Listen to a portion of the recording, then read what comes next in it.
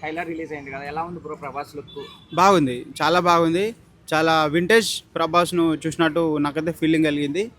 చాలా బాగుంది ట్రైలర్ కానీ, బ్యాక్గ్రౌండ్ మ్యూజిక్ కానీ, హారర్ పిక్చర్ లాగా అయితే అనిపించింది నాకైతే.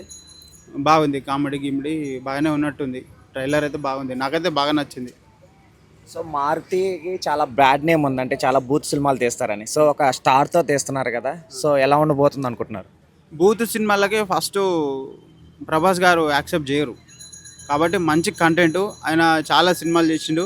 ఆయన అనుభవం దృష్టిలో ఉంచుకొని మారుతి గారు కథ రాయడం జరిగింది. దాంతోపాటు ప్రభాస్ అన్న కూడా మంచి మంచి సినిమాలే చేస్తాడు, ఇట్లా పిచ్చి పిచ్చి చేయడు. పర్వాలేదు, చేసిండు. ట్రైలర్ కూడా బాగానే ఉంది, నచ్చింది. యూజువల్ ఎఫెక్ట్స్ అంత బాగలేవు అని చెప్పి కొంతమంది విమర్శిస్తున్నారు, దానిపైన మీ స్పందన ఏంటి?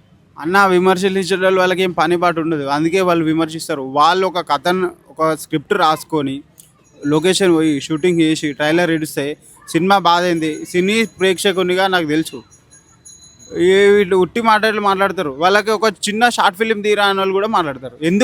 వాళ్ళు ఎందుకు పనికిరాదని వాళ్ళకు కూడా తెలియదు. ట్రోల్స్ చేయడం అది కాదు, ఒక సినిమా తీయడం చాలా కష్టం.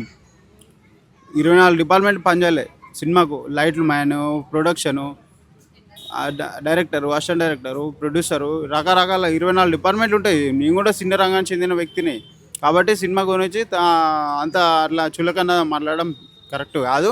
తమన్ బ్యాక్గ్రౌండ్ మ్యూజిక్ ఎలా ఉంది? చాలా బాగుంది. తమన్ గారు ఇప్పుడు మొన్న కూడా బాగా ఇచ్చారు. ఓజిక్ కానీ, అఖండ కానీ, ఇప్పుడు అఖండ 2 ఉంది. చాలా అతను మ్యూజిక్ చాలా బాగుంది. ఈ మధ్యకాలంలో చాలా బాగా ఇస్తుండు. లాస్ట్లో ఎండింగ్లో ప్రభాస్ గారు ఆ సిగరెట్ పట్టుకొని ఆ కుర్చీలో కూర్చొని హైలైట్ ఉంది ఆ సీన్, సూపర్ అన్న. ఆ సీన్ అయితే కేక్ ఉంది. ఇట్లా సిగరెట్ పట్టుకొని కుర్చీలో కూర్చోవడం, ధర్మరాజు లాగా ఉన్నాడు.